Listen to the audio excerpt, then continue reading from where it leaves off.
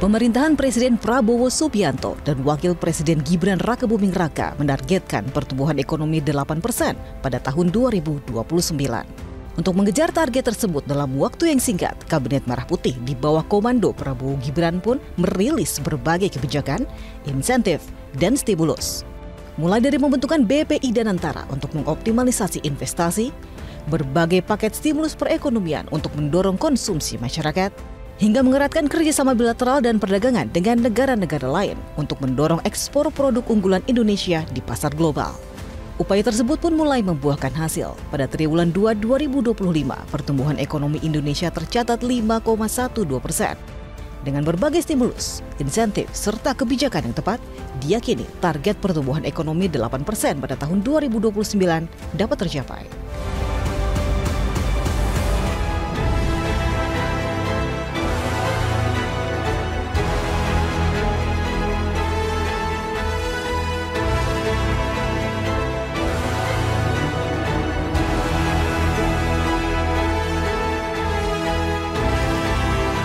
Selanjutnya, kita akan sama-sama mengawali panel sesi keempat dengan mendengarkan keynote speech dari Ketua Dewan Ekonomi Nasional, Bapak Luhut Binsar Panjaitan.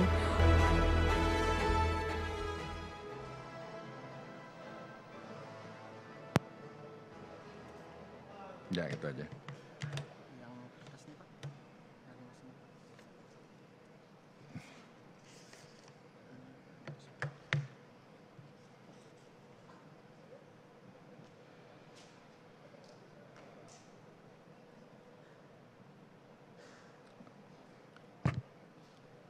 Assalamualaikum warahmatullahi wabarakatuh. Bapak Ibu sekalian yang saya hormati, izinkan saya memberikan laporan mengenai perkembangan ekonomi 1 tahun pemerintahan Presiden Prabowo dan Wakil Presiden Gibran. Saya diminta oleh panitia untuk menyampaikan laporan di sini. Saya mulai dengan slide saya pertama. Kita lihat ketidakpastian dunia itu sangat tinggi dan kita lihat ada geopolitik di Timur Tengah yang sekarang juga agak masih membaik. Tadi saya di waktu ruang tunggu ditanya apa akan pasti aman di sana, ya. Waktu aja yang akan bisa cerita sama kita apakah nanti dengan ceasefire di Gaza akan bisa semua tenang. Tapi paling tidak hari ini keadaan itu sangat tenang. Semua pihak bahagia karena ini masalah kemanusiaan. Jadi ada kelihatan tanda-tanda membaik. Kemudian kita lihat Rusia di Ukraina dan juga ketegangan di Laut Cina Selatan.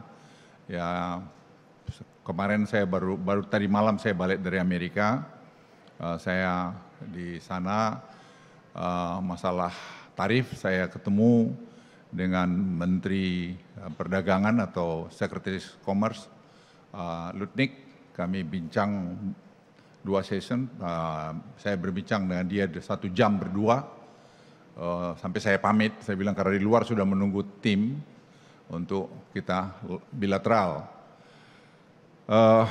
Dari pembincangan itu memang Lutnick memberikan pandangan bahwa bagaimana Presiden Trump menghargai amat Presiden Prabowo dengan pidatonya di UN, dan juga ini saya kira satu langkah maju. Dan kemudian kita tahu Presiden Prabowo juga hadir dalam KTT yang di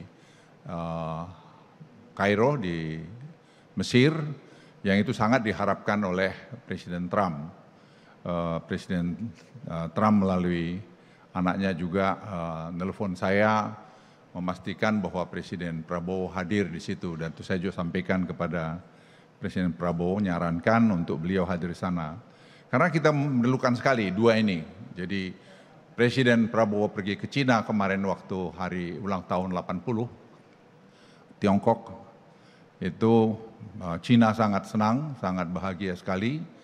Dan sekarang Amerika sangat senang, jadi sebenarnya kita kedua sisi sudah pada posisi yang sangat baik. Saya kira dalam perjalanan sejarah Indonesia belum pernah di mana dua pihak sangat berapresiasi, berterima kasih kepada Presiden Republik Indonesia atau kepada Indonesia. Ludwig beritahu pada saya bahwa masalah tarif, ya dia ada bicara sini, bicara sana. Tapi saya bilang kita akan mengikuti aturan ini semua satu, panjang tidak tentu mengganggu perjanjian perdagangan kita yang sudah ada dengan negara lain. Karena kita harus honor, harus menghormatin itu. Karena kalau itu juga tidak kita lakukan berbahaya juga. Anda kan tidak ingin juga nanti satu ketika kami berkhianat sama Anda, tidak bisa juga. Jadi menurut saya kita di samping kita butuh mereka, kita juga harus menunjukkan kita punya dignity, punya harga diri yang tinggi untuk tidak bisa diatur-atur begitu saja.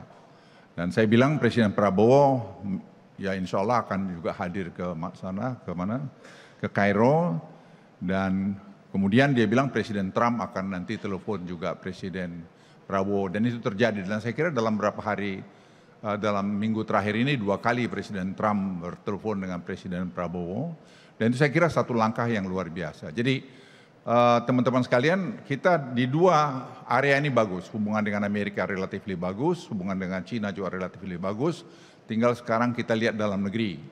Dalam negeri bagaimana, tentu banyak masalah yang harus kita selesaikan, tapi overall menurut saya di sana sini kurang, kita akan melihat banyak sekali hal-hal yang bagus. Kita juga melihat di tengah ketidakpastian itu, Indonesia juga masih menunjukkan kinerja yang kuat dan stabil pada tahun pertama Presiden Prabowo.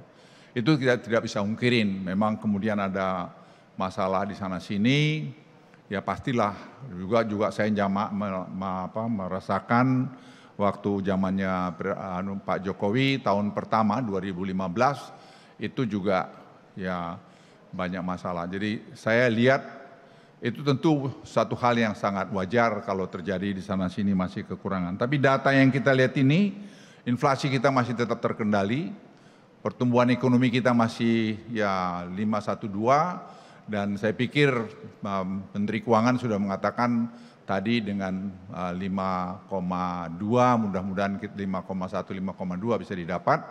Ini tergantung sekarang dengan mazhabnya Menteri Keuangan. Dari dulu waktu saya Kepala Staf Presiden, beliau ini juga sebagai deputi saya, selalu polanya di situ. Bagaimana market itu diguyur dengan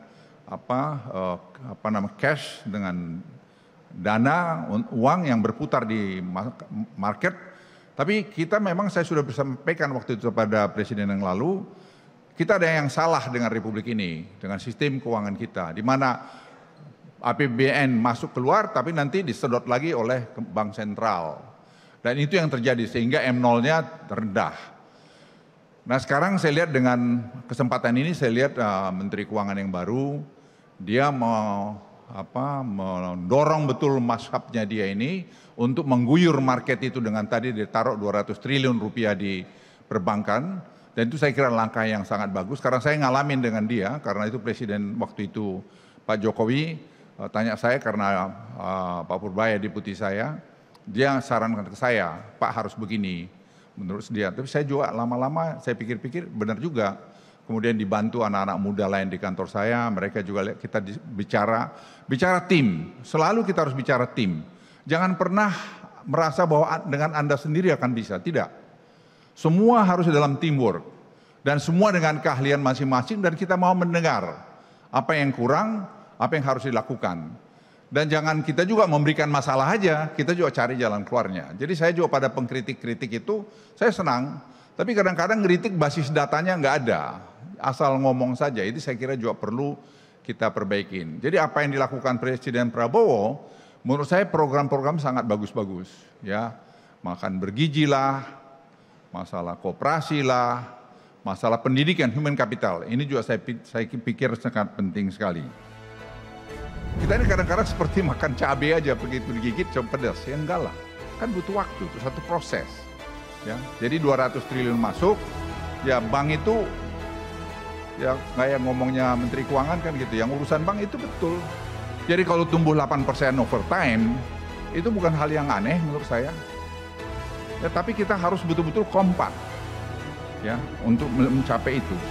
Sekarang baru 61,7% yang terserap. Ya kita harus kejar ini, masih ada waktu. Ini banyak waktu, tinggal 5 bulan ya kalau tidak keliru. Ini harus kita betul-betul dorong semua untuk tadi membelanjakan itu supaya uang itu berputar.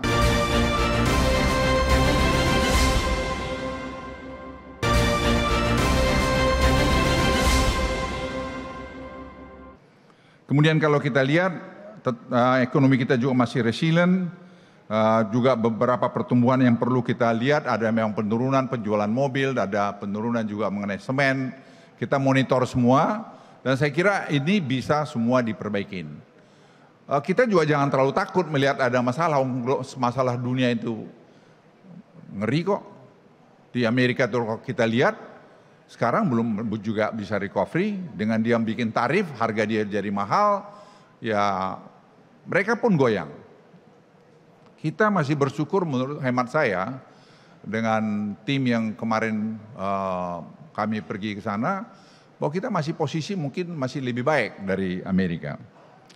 Kemudian kalau kita lihat termasuk PR untuk mendorong penciptaan lapangan kerja yang berkualitas, ini menjadi penting. Dan sebenarnya juga tidak susah-susah amat. Kita aja nggak kompak. Misalnya saya beritahu Brebes, ini yang saya langsung alami, saya hanya ketua Dewan Ekonomi, tapi saya melihat tadi masalah ini, saya ingat waktu saya jadi Menko Marves. Ya sebenarnya hanya masalah satu misalnya, izin AMDAL untuk untuk footwear dan untuk garment. Itu hanya di Menteri Hanif. Ya saya telepon aja Pak Hanif. Pak Hanif rupanya orangnya cepat sekali. Itu langsung izinnya diberikan. Kenapa? AMDALnya AMDALnya garment, baju bekas-bekas potong-potongan kain aja. Itu diberikan. Sekarang bisa tercipta sudah 12.000 lapangan kerja. Itu akan naik sampai 120.000 lapangan kerja dalam waktu-waktu ke depan ini. Kita ada dua masalah. Satu tadi masalah perizinan, yang kedua tadi masalah kualitas tadi pekerja kita. Kualitas pekerja kita solusinya apa? Kita bikin aja SMK untuk di situ. Misalnya SMK tadi untuk keterampilan apa. Jadi kita jangan hanya shadow boxing, lihat solusinya apa? Cari itu. Dan sekaligus kita jual lapangan kerja. Orang di luar sekarang itu repot untuk cari nurse suster, perawat. Kita bikin aja sekarang ini. Banyak orang kita kok, dan orang Indonesia disukai di Jepang, di Jerman. Saya transit di Tokyo tadi malam. Itu yang melayani kita sudah orang-orang Indonesia. Lapangan kerja banyak sekali di sana. Tinggal kita mau. Kita bertukar informasi sesama menteri, harus tukar. Jangan Anda sebagai menteri merasa bahwa Anda bisa menyelesaikan. Enggak, saya 3 kali Menko. Sekali saya kepala staf presiden. Enggak bisa. Jadi kalau tidak terintegrasi kerja itu, udahlah. Itu bohong aja itu. Anda pakai lambang-lambang menteri, tapi nggak melakukan koordinasi yang bagus, nggak ada gunanya. Jadi saya lihat sekarang banyak yang bisa kita lakukan. Sektor informal, kita jangan biarkan sektor informal ini saja yang berkembang, itu kan gajinya rendah. Upah minimum kerja itu kita rumuskan basisnya apa? Berapa hak hidup layak. Dari situ aja kita berangkatnya. Jangan pula ada yang ngatur kita masalah. Saya bilang presiden, Pak, kenapa kita mesti diatur sama organisasi buruh? Lah kita kan mikirkan dia. Kalau dia hanya mikirkan dia, tidak mikirkan investor, ya susah. Jadi harus ada equilibriumnya. Dan itu harus ketegasan kita semua bahwa ini penting dan perlu kita jelaskan dengan angka-angka yang besar.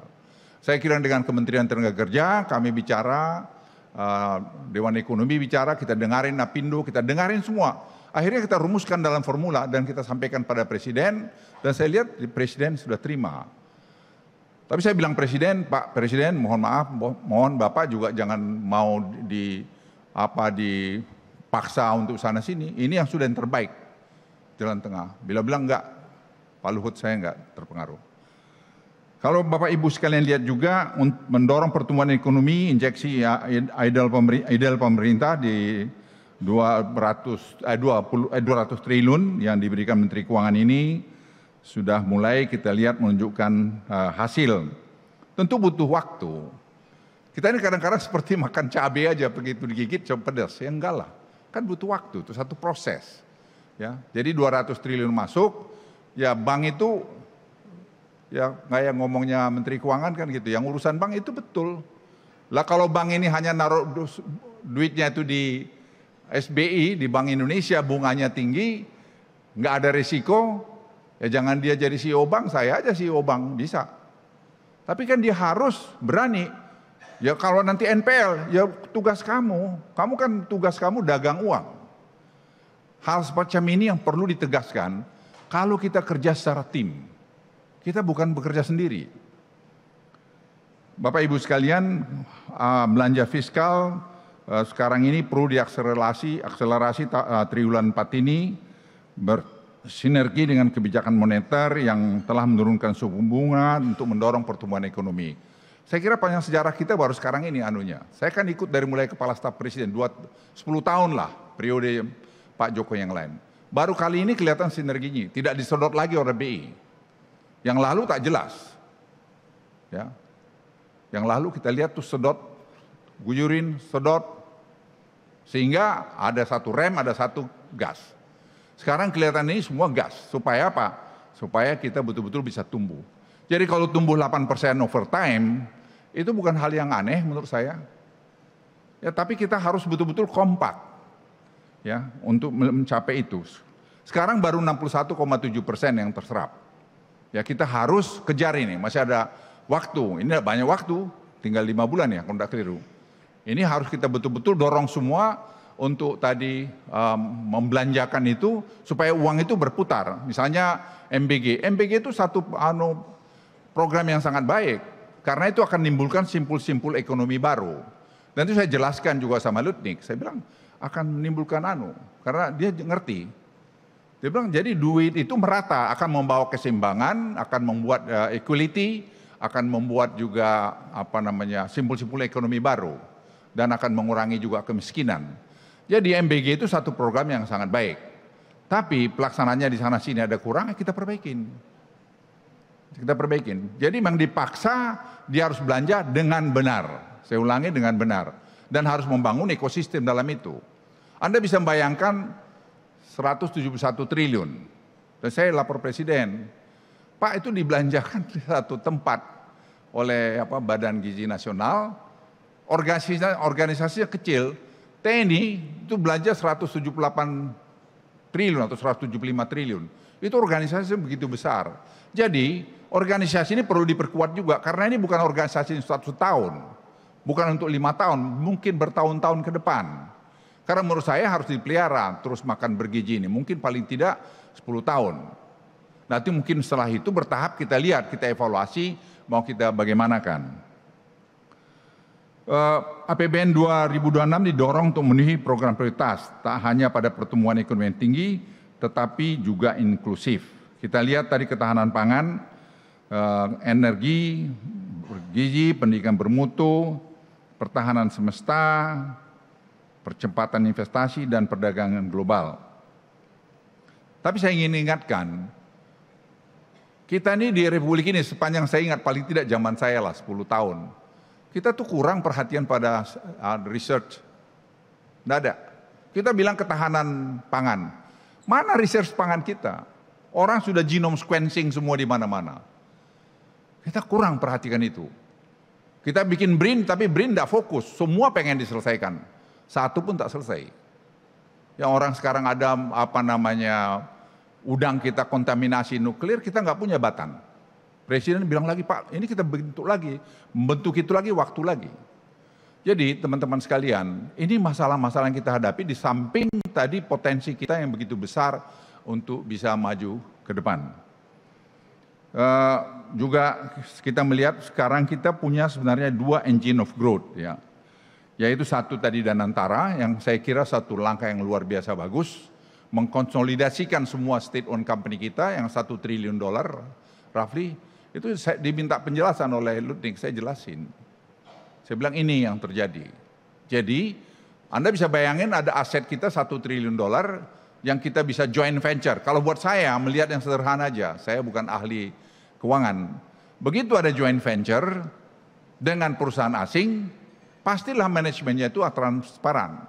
Dan boleh orang asing jadi ikut manajemen. Seperti sekarang Garuda, kita lihat ada orang asing di manajemen di bawah. Itu akan membuat kita lebih transparan dan ketika IPO itu nggak bisa lagi diganggu-ganggu oleh siapa-siapa.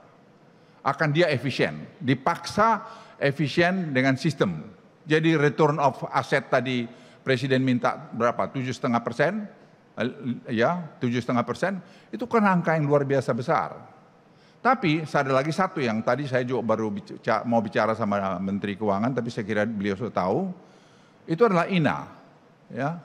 INA ini adalah sovereign wealth fund kita. Sovereign wealth fund kita ini, kalau kita tarik investasi 50 triliun ke situ tiap tahun, dari dana yang tadi ada masih sisa di Bank Indonesia 491 triliun, dari yang 200 triliun sudah ditaruh ke perbankan, itu kalau kita leverage itu bisa 1 triliun dalam 5 tahun ke depan. 1.000 triliun maksud saya.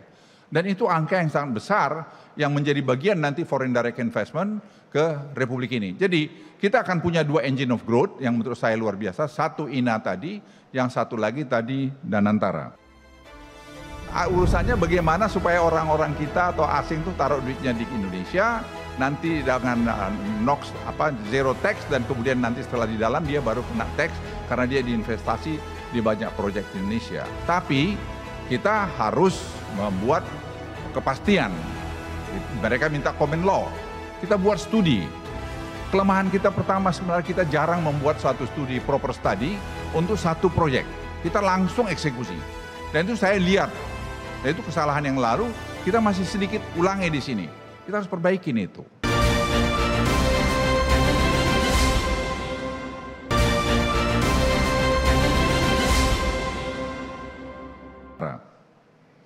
Kita melihat juga pertumbuhan Indonesia menuju 8% ini, tentu peranan swasta masih sangat besar.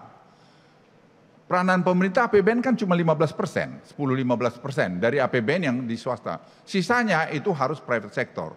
Nah untuk itu kita harus harus friendly kepada foreign investment itu harus jalan bagus. Itu sebabnya saya usulin, buatlah family office. Family office itu nggak ada urusan dengan APBN. Kita terus rame tengkar, ini apa lagi habis. Sebenarnya ada urusannya. Itu urusannya bagaimana supaya orang-orang kita atau asing tuh taruh duitnya di Indonesia, nanti dengan NOx zero tax, dan kemudian nanti setelah di dalam dia baru kena tax karena dia diinvestasi di banyak proyek di Indonesia. Tapi kita harus membuat kepastian. Mereka minta common law. Kita buat studi. Kelemahan kita pertama sebenarnya kita jarang membuat suatu studi, proper study untuk satu proyek. Kita langsung eksekusi. Dan itu saya lihat. Dan itu kesalahan yang lalu kita masih sedikit ulangi di sini. Kita harus perbaikin itu. Nggak bisa. Dan kita buatlah studi mengenai tadi financial center dan tadi family office. Itu ribut. Ini bilang ditubrukin lagi.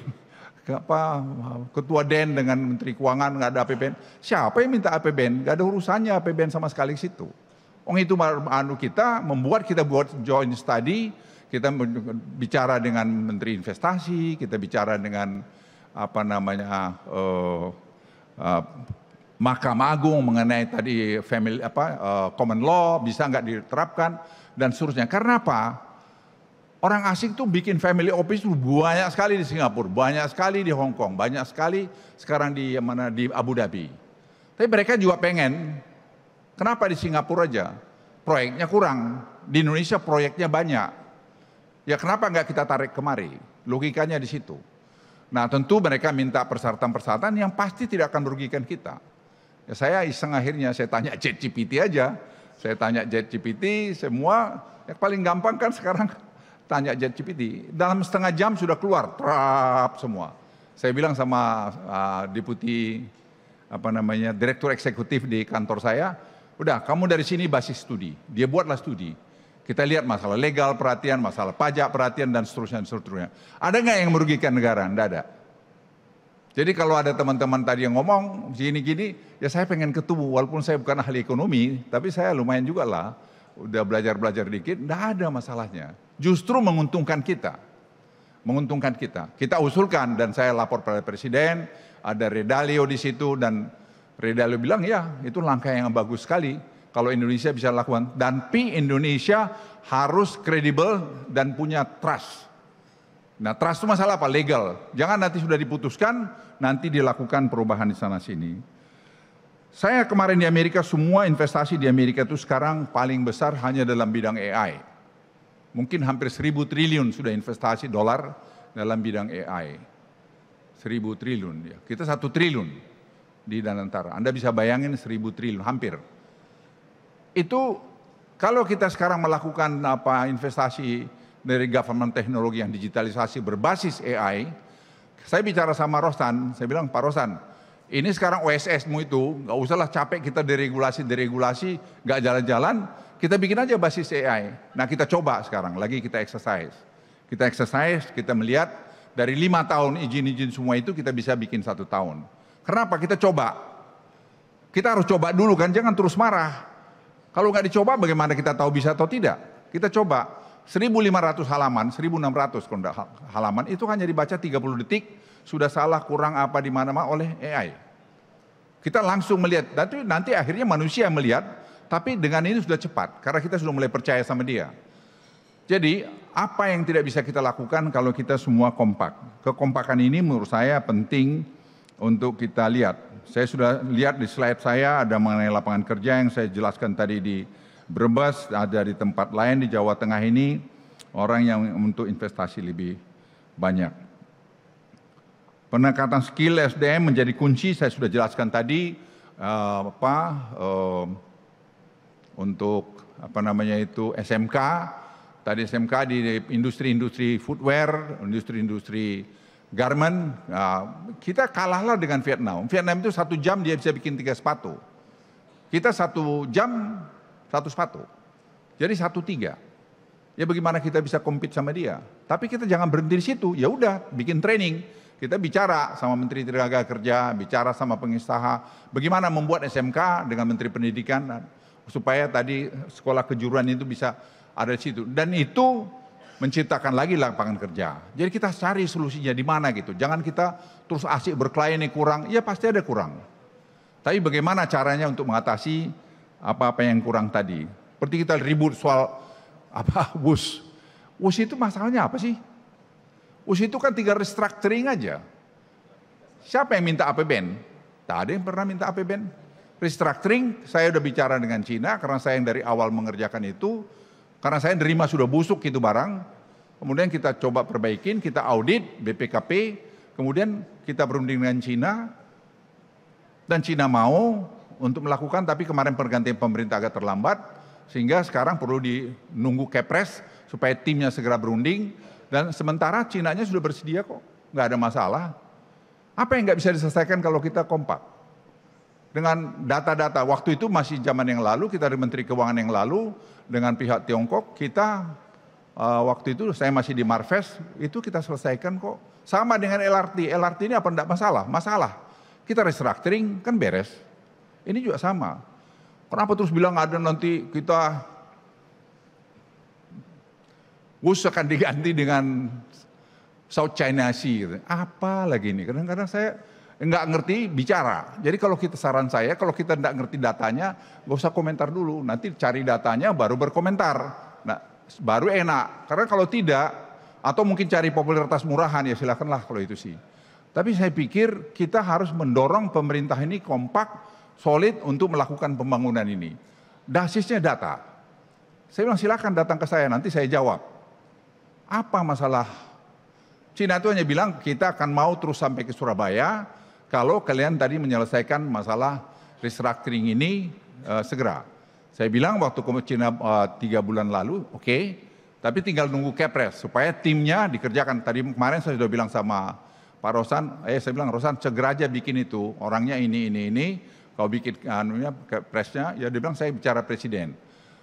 Jadi teman-teman sekalian, tidak ada yang nggak bisa diselesaikan. Negara sebesar ini, kewenangan di presiden, sepanjang kita kompak, apa sih? Itu bisa selesaikan. Jadi saya tidak melihat juga masalah yang lain. Kita sudah bikin preliminary study mengenai WUSH ini sampai ke mana? Ke Surabaya. Karena studi juga, saya selalu basisnya studi. Jawa ini akan menjadi kota pulau. Jadi transportasi itu harus dibutuhkan sampai ke Surabaya. Nah, kita sudah bikin waktu itu studinya dari Bandung masuk tadi ke Kertajati ke mana Purwokerto, Purworejo, terus Cilacap terus kemudian Solo terus ke Surabaya. Dan kita sudah tahu juga mengalami pelajaran daripada Jakarta Bandung, kita jangan bikin banyak tunnel karena tunnel yang mahal. Kita juga jangan banyak pembebasan tanah. Untuk itu apa? Kita align aja, sejajar aja dengan tadi jalan kereta api atau jalan mobil yang ada. Jadi Bapak Ibu sekalian, sebenarnya tidak ada yang tidak bisa kita selesaikan. Untuk kita tadi mencapai ke 8% itu. Jadi banyak sekali tools yang kita lakukan untuk kita bisa mencapai 8% itu. Jadi saudara-saudara sekalian, ini saya kira tadi sudah saya singgung di luar, dengan government teknologi ini subsidi itu tidak perlu ke barang lagi. Jadi subsidi itu nanti langsung kepada manusia. Sehingga nanti manusia yang menganukan, ibu rumah tangga misalnya, yang membelanjakan untuk listrik, untuk belanja misalnya untuk makan, untuk belanja tadi apa saja, itu ke manusia. Dengan begitu, uang itu langsung kepada masyarakat. Sehingga dengan begitu, mazhab yang dilakukan oleh Menteri Keuangan, itu betul-betul perputaran uang itu akan merata dan akan terjadi tadi pergerakan ekonomi sampai di daerah-daerah terpencil juga. Karena uang itu berputar situ tidak hanya terpusat, dana itu di daerah-daerah besar. Di tengah ketidakpastian masa transisi, pencapaian ekonomi 1 tahun Presiden Prabowo ini menunjukkan kinerja yang kuat dan stabil dan mendorong pertumbuhan ekonomi pemerintah dan mengambil langkah akselerasi, dan juga kita lihat langkah masalah fiskal moneter pun saya kira mulai sejalan selaras begitu, dan kita berharap dengan itu kita akan bisa mencapai 8% growth.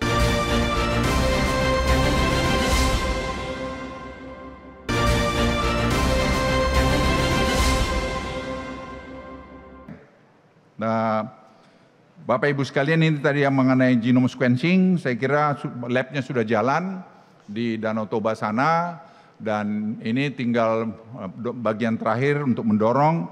Kita sudah bisa membuat, sekarang lagi membuat bibit bawang putih. Kita impor bawang putih $770 juta.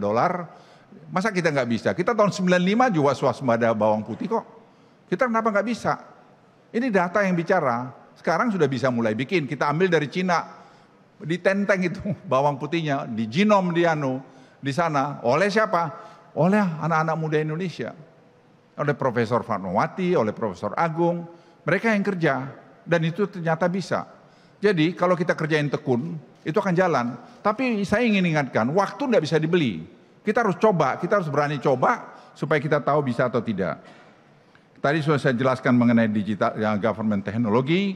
Ini 4 pilar yang saya kira sudah kita lakukan, dan ini sekarang sudah mulai berjalan.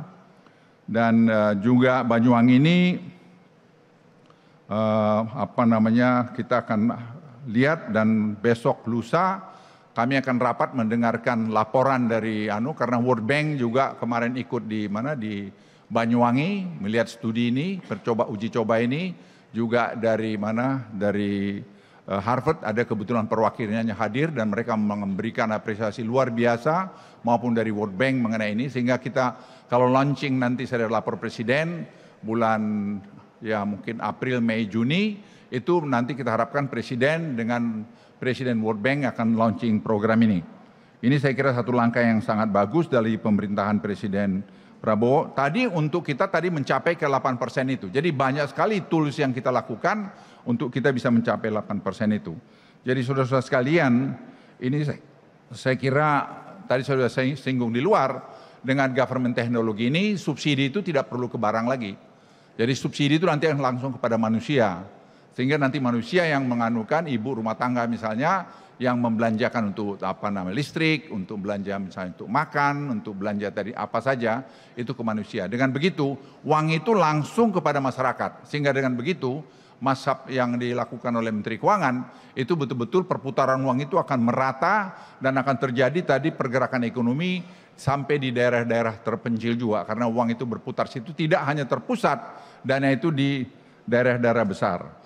Saya kira Bapak Ibu sekalian, sebagai penutup, saya pikir di tengah ketidakpastian masa transisi pencapaian ekonomi 1 tahun Presiden Prabowo ini menunjukkan kinerja yang kuat dan stabil dan mendorong pertumbuhan ekonomi pemerintah dan mengambil langkah akselerasi, dan juga kita lihat langkah masalah fiskal moneter pun saya kira mulai sejalan selaras begitu, dan kita berharap dengan itu kita akan bisa mencapai 8% growth, mungkin 2028-2029, mudah-mudahan lebih cepat. Kalau kita kerja lebih kompak, saya kira itu bisa kita capai.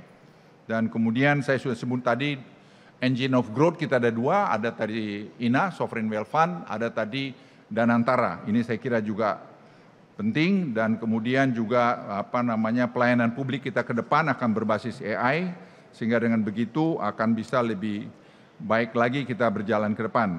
Tadi saya singgung seperti e-katalog. E-katalog itu kira-kira 100 miliar dolar belanja pemerintah, semua sekarang sudah 90% melalui e-katalog, itu menghemat 40%. Yang kedua, sekarang Simbara.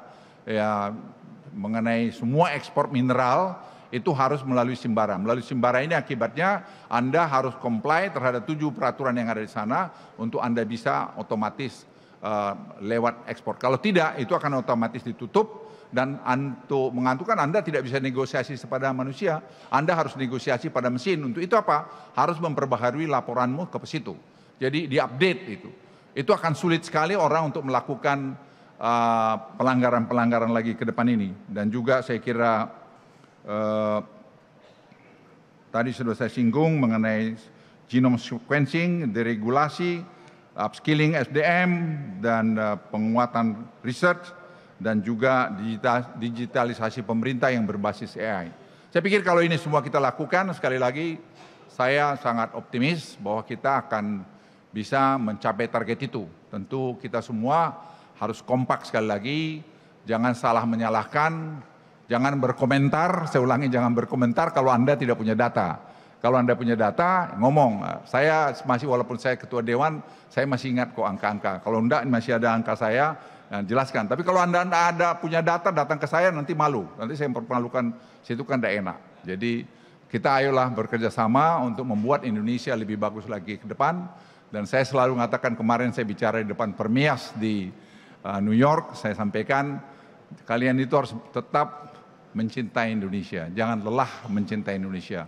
Bahwa negeri kita itu banyak kurang sana sini, tapi kita masih lebih bagus kok saya lihat daripada Amerika itu. Amerika itu sekarang terbelah antara Demokrat dan Republik, itu terbelahnya sangat kuat, dan itu menurut saya pekerjaan rumah mereka yang sangat kuat. Kita di bawah pemerintahan Presiden Prabowo sekarang saya lihat itu kita tambah solid, tambah bagus, ada kurang di sana sini, saya kira masih benar. Jadi ya kita harus kerja keras. Ini saya lihat ada Pak Dadan sini, tidak bisa, memang harus dilihat, di studi dengan benar per daerah, di mana apa yang dilakukan. Jadi tidak bisa kita ABS, tidak bisa. Kita harus melihat data, karena sekarang saya sudah sampaikan Pak Dadan kemarin ke kantor, itu harus digitalisasi juga. Jadi kita tahu persis bagaimana tadi penyerapan anggaran, di mana yang salah, dan seterusnya. Datanya sekarang tidak ada yang bisa disembunyikan. Karena teknologi sekarang ini sangat cepat perkembangannya. Perkembangan AI ini luar biasa, dan kadang-kadang juga menakutkan.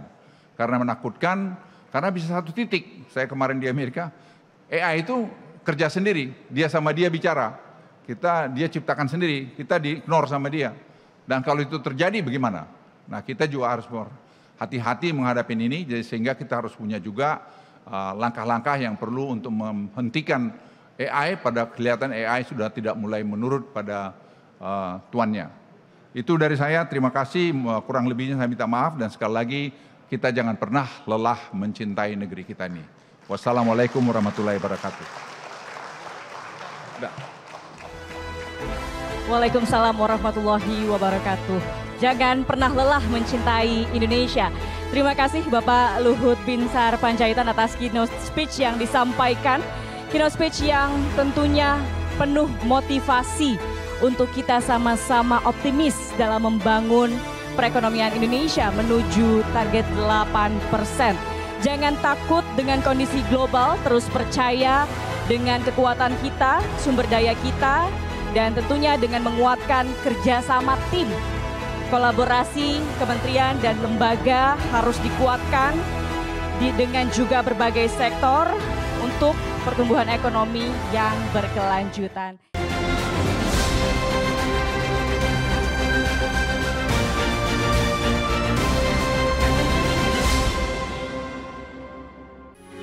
Metro TV,